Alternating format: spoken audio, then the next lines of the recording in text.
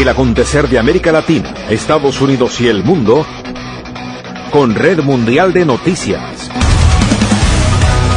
A través de Radio Cántico Nuevo. Red Mundial de Noticias con Johnny Romero. Comienza ahora. Hola, ¿qué tal? Aquí está la información en Red Mundial de Noticias. Aquí están los titulares de las más importantes noticias ocurridas en el mundo hasta este momento. La justicia venezolana ha dado 6.071 libertades plenas dentro de amnistía, dice el Parlamento. Novoa anuncia operaciones conjuntas con Estados Unidos para combatir el narcotráfico en el Ecuador. Latinoamérica y el Caribe mantienen el ritmo y crecerán un 2,1% este año, según el BID. El Salvador impulsa plan artístico como vía para rehabilitar a presos con delitos menores. Detienen en México a funcionario municipal relacionado con desaparición de 43 estudiantes. Inmigrante latina baleada en Chicago por el ICE se presenta en audiencia de Noen en el Senado. Trump anuncia que cortará todo el comercio con España por la negativa de Pedro Sánchez a que Estados Unidos use sus bases militares contra Irán. Trump anuncia que Estados Unidos escoltará a los petroleros que cruzan el estrecho de Hormuz. Aquí están las noticias. Washington. El presidente de Estados Unidos, Donald Trump, aseguró que, de ser necesario, la Marina estadounidense escoltará a los petroleros que crucen el estrecho de Hormuz, en respuesta a las advertencias de la Guardia Revolucionaria de Irán sobre el cierre del paso marítimo. Si es necesario, la Marina de Estados Unidos comenzará a escoltar a los petroleros a través del estrecho de Hormuz lo antes posible. Pase lo que pase, los Estados Unidos garantizarán el libre flujo de energía al mundo, escribió el mandatario en su plataforma Truth Social. Trump añadió que, con efecto inmediato, ordenó a la Corporación Financiera para el Desarrollo de Estados Unidos, DFC, ofrecer seguros y garantías contra riesgos políticos a un precio muy razonable para proteger la seguridad financiera del comercio marítimo, especialmente el energético, que transita por el Golfo. Según precisó, estos seguros estarán disponibles para todas las líneas navieras. El poderío económico y militar de Estados Unidos es el mayor del planeta. Próximamente se tomarán más medidas, afirmó el jefe de Estado. La tensión se intensificó después de que Abraham Javari, asesor principal del comandante en jefe de la Guardia Revolucionaria de Irán, anunciara el cierre del estrecho de Hormuz tras los ataques de Estados Unidos e Israel contra Irán. El estrecho está cerrado. Si alguien intenta pasar, los héroes de la Guardia Revolucionaria y la Armada Regular incendiarán esos barcos, declaró Javari, elevando la preocupación de los mercados y de la comunidad internacional. El estrecho de Hormuz es una arteria estratégica del comercio energético global. Por allí transita alrededor del 20% del petróleo mundial. Cualquier interrupción en ese corredor marítimo impacta de forma inmediata los precios internacionales del crudo y la logística de suministro. La escalada bélica en el Medio Oriente tuvo un efecto inmediato en los mercados. El precio del barril del Brent llegó a dispararse casi un 14% en la apertura, mientras que el West Texas avanzó cerca del 12%, luego del fin de semana en el que Estados Unidos e Israel lanzaron una ofensiva contra Irán. En esos ataques murió el guía supremo iraní, el ayatolá Ali Khamenei, junto con otros altos mandos, lo que profundizó la crisis regional y elevó el riesgo geopolítico en el mercado energético. Irak cerró la producción en campo petrolero de Rumaila, el segundo yacimiento petrolífero más grande del mundo y el mayor del país, ubicado cerca de Basora, en el sur iraquí. La razón es logística. Los tanques de almacenamiento están llenos porque los buques ya no están recogiendo el crudo que normalmente se exporta a través del estrecho de Hormuz. Sin salida marítima, el flujo de exportaciones se detuvo, obligando a frenar la producción. El escenario combina tensión militar, amenazas de bloqueo y volatilidad extrema en los precios del petróleo, en un momento en el que el mercado energético global depende críticamente de la estabilidad en el Golfo Pérsico. Las próximas decisiones de Washington y Teherán serán determinantes para la trayectoria del crudo y el comercio marítimo internacional. Miami. Estados Unidos informó que atacó más de 1.700 objetivos en las primeras 72 horas del conflicto en Irán y agregó que está empleando sus poderosos bombarderos B-52 contra la República Islámica.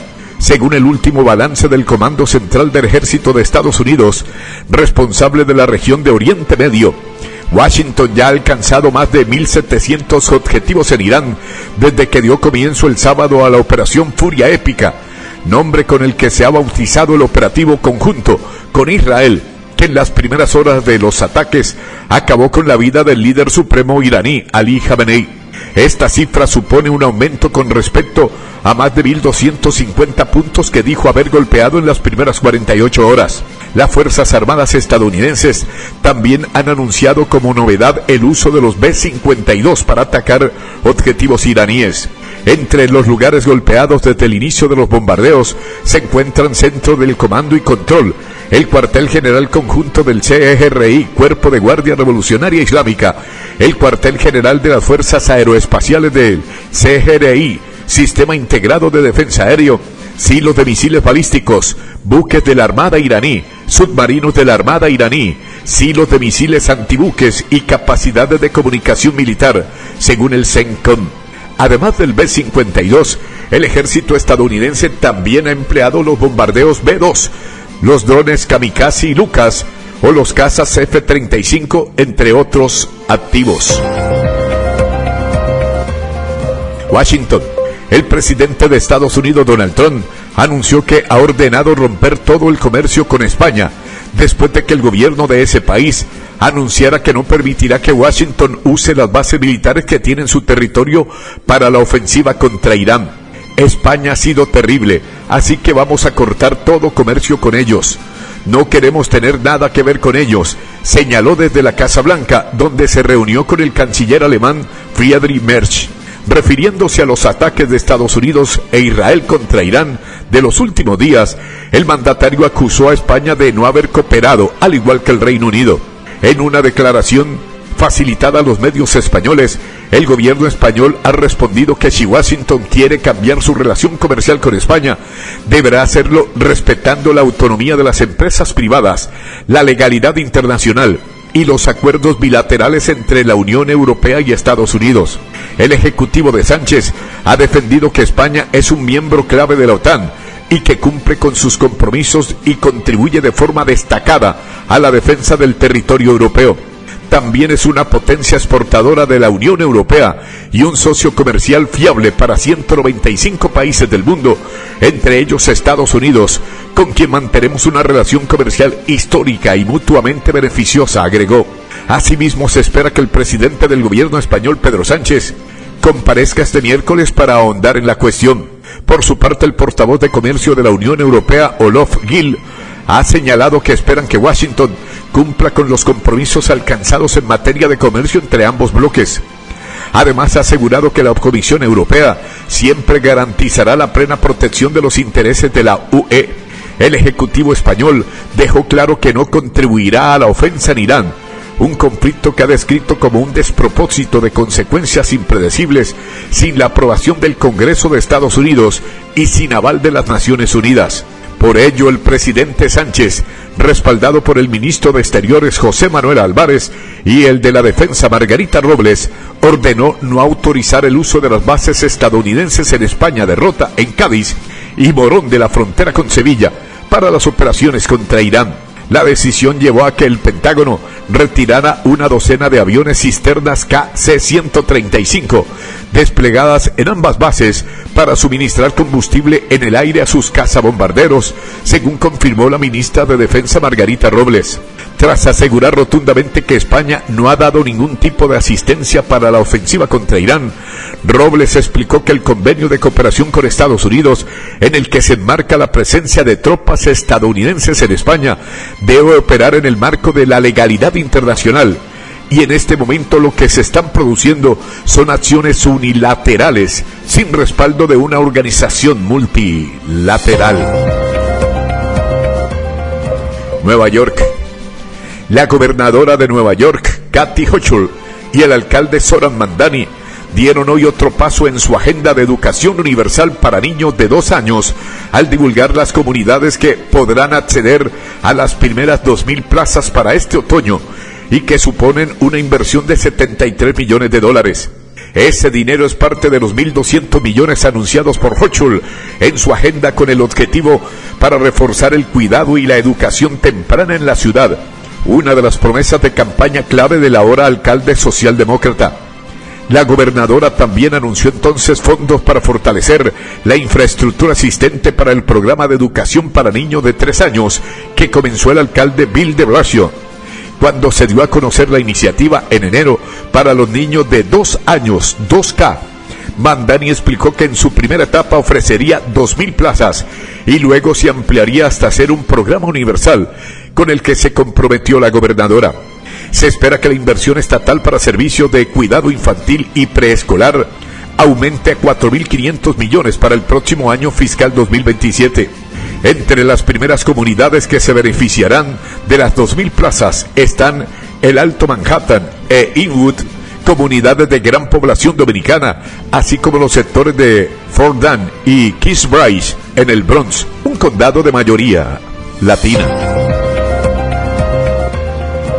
Miami.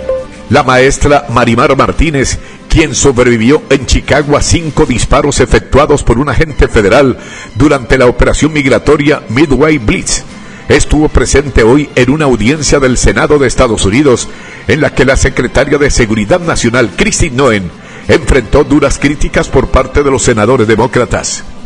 En una audiencia ante el Comité Judicial en Washington, la secretaria dijo que desconocía detalles del incidente ocurrido el 4 de octubre en Chicago y si el agente responsable seguía en servicio. Martínez estuvo de pie, junto detrás de Kristi Noem, cuando la funcionaria dijo desconocer un hecho que acaparó titulares nacionales, lo que se convirtió hoy en el objeto de un tenso interrogatorio por parte del senador Richard Blumenthal. Blumenthal describió cómo Martínez se dirigía a donar ropa a su iglesia cuando se vio involucrada en un accidente de tráfico con agentes de la patrulla fronteriza, lo que provocó que uno de ellos saliera furioso y disparara contra su vehículo en movimiento, hiriéndola 5 veces. Casi se desangra, dijo Blumenthal. No estaría de acuerdo en que dispararle a Miramar Martínez cuando iba a donar ropa a su iglesia, siendo ciudadana estadounidense de Chicago, está mal, señor. Desconozco la situación ni el caso, respondió Kristi Noem. Lo investigaré. Blumenthal interrumpió a Kristi Noem diciendo: bueno, me alegro que lo investigue, antes de relatar cómo Martínez fue acusada de agredir a agentes en un caso que fue desestimado por el tribunal por ser inventado. El senador divulgó imágenes de mensajes de texto que el agente que disparó envió a colegas y familiares, incluyendo uno que decía: disparé 5 tiros y tenía 7 agujeros. Anoten eso en su lista, chicos. ¿Se une a mí para condenar a esa gente?, le preguntó Blumenthal a Noem. Señor, desconozco los detalles de esa situación, respondió. No sé por qué no puede unirse a mí para decir que estuvo mal dispararle a Miramar, casi causarle la muerte y luego presumir de ello. No estaría de acuerdo conmigo que eso estuvo mal, insistió Blumenthal. Blumenthal también mencionó otro mensaje de texto del agente involucrado, Charles Edson, que se hizo público, en el que se le decía a sus colegas que todos sus jefes lo habían apoyado después del tiroteo, incluyendo al comandante de la patrulla fronteriza, Gregory Bovino, y Noem, y el propio jefe, que según Blumenthal se refería presumiblemente al presidente Trump. El senador le preguntó varias veces a Noem sobre si Edson seguía en el cargo y portaba un arma, a lo que Noem respondió que no podía responder. Creo que a los estadounidenses les resultaría absolutamente aterrador que ese agente siga en el cargo portando un arma, y el hecho de que no pueda decirme que lo destituirá, dijo Blumenthal. Al final del intercambio, Blumenthal le ofreció a Noem la oportunidad de decirle algo directamente a Martínez, pero Noem no respondió. Terrible. Ciudad de México. Las fuerzas de seguridad de México detuvieron a un funcionario del municipio de Iguala, en el estado de Guerrero, por su presunta vinculación con la desaparición de 43 estudiantes en 2014, conocido como el caso Ayotzinapa. A través de un comunicado, el Gabinete de Seguridad informó que arrestaron al sospechoso en un inmueble, donde le incautaron 2 armas de fuego, cartuchos, un cargador y dosis de drogas, para obtener la autorización de un juez para registrar la propiedad. Los investigadores lo acusaron de un delito de delincuencia organizada por su presunta vinculación con la desaparición de 43 estudiantes de la Escuela Rural de Ayotzinapa, quienes desaparecieron la noche del 26 de septiembre de 2014, mientras se dirigían a Ciudad de México para manifestarse por el aniversario de la matanza de Tlatelolco, el 2 de octubre de 1968. El individuo fue identificado como Mauro Antonio N. y es un funcionario del municipio de Iguala. En concreto, se desempeña como secretario de Tránsito Local, según explicó el Gabinete de Seguridad. El operativo contó con la participación de efectivos de la Secretaría de Seguridad y Protección Ciudadana y de la Fiscalía General de la República, en coordinación con la Secretaría de la Defensa Nacional, la Secretaría de la Marina y la Guardia Nacional. El detenido fue puesto a disposición de un agente del Ministerio Público, quien determinará su situación jurídica. El caso Ayotzinapa ocurrió en 2014, cuando 43 estudiantes de la Escuela Rural de Ayotzinapa desaparecieron mientras se dirigían a Ciudad de México para manifestarse por el aniversario de la matanza de Tlatelolco, ocurrida el 2 de octubre de 1968. Ciudad de México. El narcotraficante mexicano Nemesio Ceguera Cervantes, más conocido como El Mencho, fue enterrado en un ataúd dorado. El líder del cartel murió a finales de febrero, después de ser herido en un tiroteo entre sus guardaespaldas y personal de las Fuerzas Especiales Mexicanas, desplegados para capturarlo. El fundador del temido cartel Jalisco Nueva Generación, de 59 años, era el hombre más buscado de México, y Estados Unidos había ofrecido una recompensa de $15 millones por información que condujera a su detención. La muerte del Mencho desencadenó una violenta represalia generalizada, en la que los miembros del cartel prendieron fuego a vehículos y bloquearon carreteras en 20 estados mexicanos.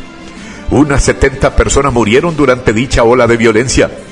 Miembros de la Guardia Nacional estuvieron presentes en gran cantidad para evitar que se estallara una nueva ola de violencia durante el funeral que tuvo lugar cerca de Guadalajara, en el estado de Jalisco, un bastión del cartel. Grandes ofrendas florales fueron vistos en las funerarias antes de la ceremonia, incluido uno como forma de gallo, en referencia a su amor por la lucha de estos animales.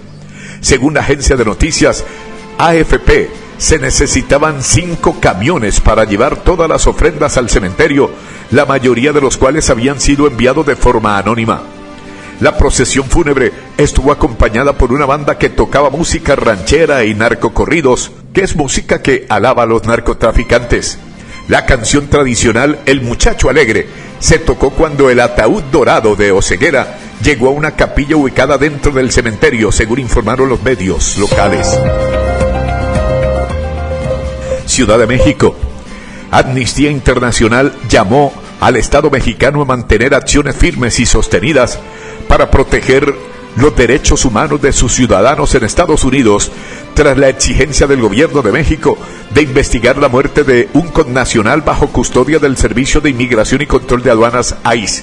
Amnistía Internacional llamó al Estado mexicano a continuar impulsando acciones firmes y sostenidas en favor de las personas mexicanas en Estados Unidos que garanticen la protección efectiva de sus derechos humanos, el acceso a la verdad, la rendición de cuentas, señaló la organización en un pronunciamiento público.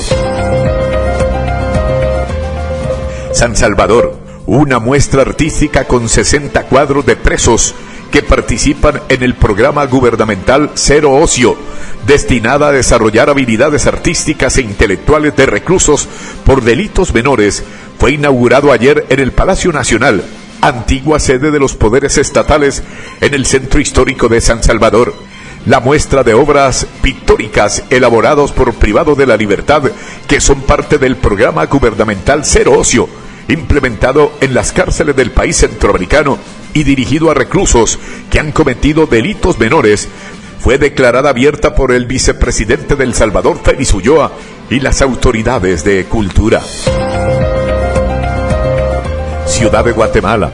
La fiscal general de Guatemala, Consuelo Porras, fracasó en su intento por integrar la máxima corte del país, un cargo que le habría otorgado inmunidad frente a las acusaciones de corrupción por las cuales fue sancionada por Estados Unidos y la Unión Europea. Porras, cuyo mandato como fiscal concluye en mayo, no logró ningún voto en la elección en que participaba para ser magistrada de la Corte de Constitucionalidad, cuyos fallos son inapelables. La Corte Suprema reeligió a Dina Ochoa y Claudia Paniagua como sus representantes ante ese tribunal.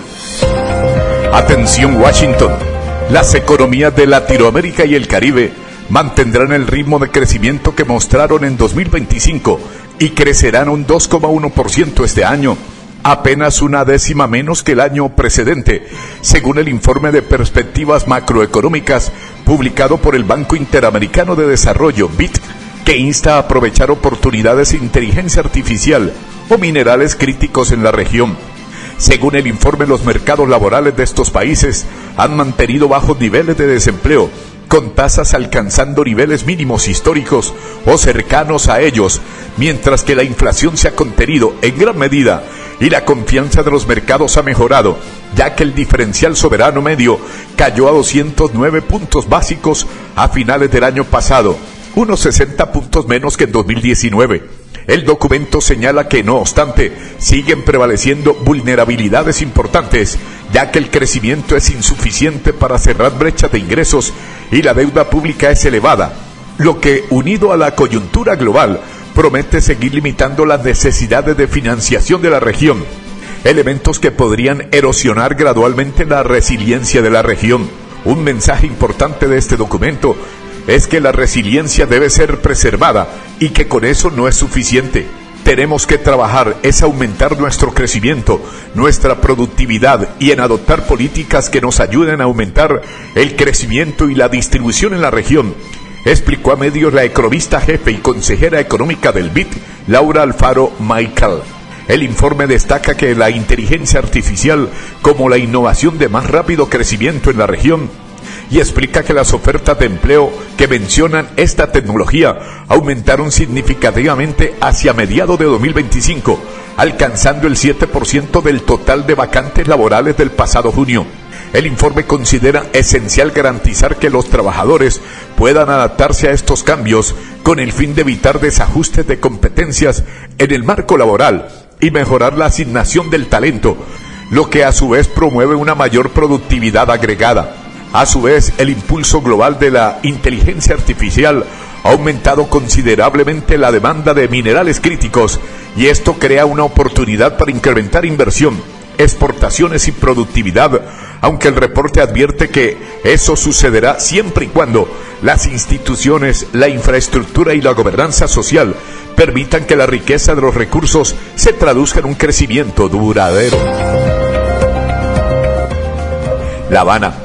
La Fiscalía General de la República de Cuba informó que ha instruido cargos por delitos de terrorismo contra 6 detenidos por el incidente de la lancha rápida con armas que entró en aguas territoriales de la isla la semana pasada. La Fiscalía indicó además en un comunicado que pidió prisión provisional para los 6 supervivientes del incidente que fueron arrestados. En la embarcación viajaban otras 4 personas que murieron durante un intercambio de disparos. Santiago de Chile. La polémica abierta por Estados Unidos a raíz de un proyecto de cable submarino con China puso fin este martes de manera abrupta el traspaso presidencial en Chile, el más tenso y controvertido que ha vivido el país desde el regreso de la democracia tras el fin de la dictadura de 1989.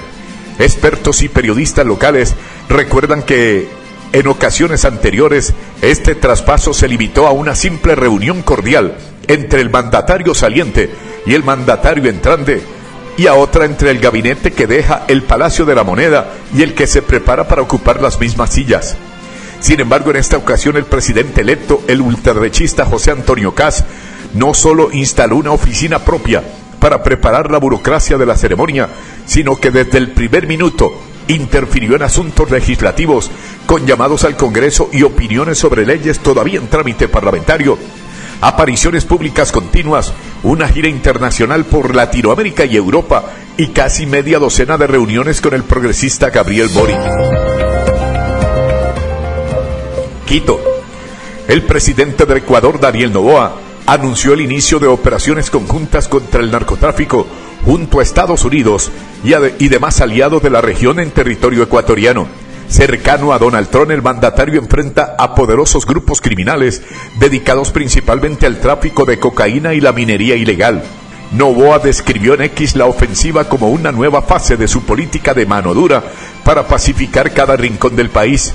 Este mes haremos operaciones conjuntas con nuestros aliados de la región, incluidos los Estados Unidos.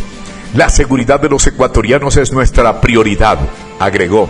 Sin embargo, no precisó si las acciones conjuntas incluirían el despliegue de efectivos estadounidenses en territorio ecuatoriano. Tampoco especificó qué otros países tomarían parte de la campaña antidrogas.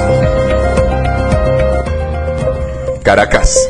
La justicia de Venezuela otorgó un total de 6.071 libertades plenas en el marco de la ley de amnistía aprobada en febrero pasado por los casos de presos políticos, la gran mayoría de ellas a personas que tenían medidas cautelares, informó el presidente de la Comisión Parlamentaria para la Aplicación de la Norma, el chavista Jorge Arreaza. En una rueda de prensa en la sede del Legislativo, Arreaza indicó que el sistema de justicia venezolano recibió 9.419 solicitudes de amnistía, de las cuales fueron otorgados 6.071 libertades plenas.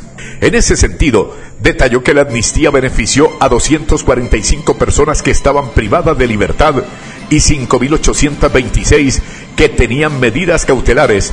La mayoría de ellos, añadió, son los detenidos por la crisis postelectoral de 2024, cuando el Consejo Nacional Electoral proclamó la victoria del mandatario venezolano Nicolás Maduro, mientras que la oposición mayoritaria denunció fraude.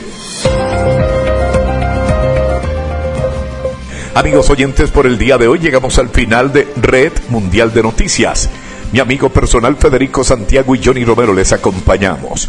Les invitamos mañana a nuestra emisión diaria de noticias. Que el Señor les bendiga. Hasta pronto. Bye.